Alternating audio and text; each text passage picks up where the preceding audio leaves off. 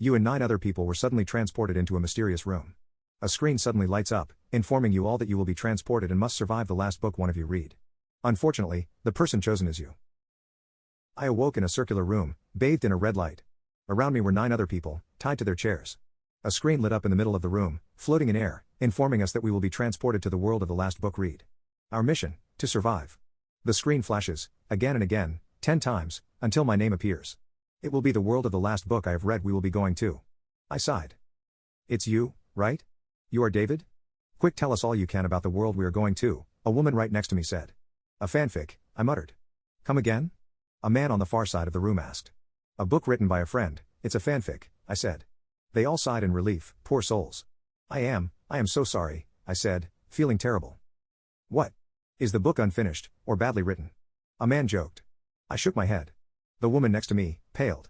It's that bad? The world in it? She asked, voice filled with worry. It's SCP Foundation meets Lovecraft, and the scenario is that the Scarlet King arrived in our reality, which awoke all the old and new gods, I muttered. Most of them all looked at me confused, but the woman next to me froze, then a bright red light flashed over her.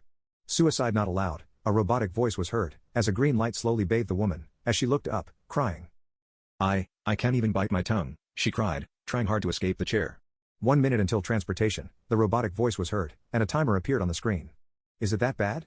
Another woman asked. At the end of the book, the Foundation had to reset the universe, and it ends with a line that shows us the Scarlet King's eyes on the body of the person who has to push the button, I sighed. Dude, in your next life, read only children's books, a man sighed. Those are also really messed up, I muttered, as the red light intensified, and I felt everything swirl around me. When I opened my eyes, I was alone, inside a room. Finally, awake, I am a researcher for a certain organization. And I have a few questions, a woman said, as she entered the room.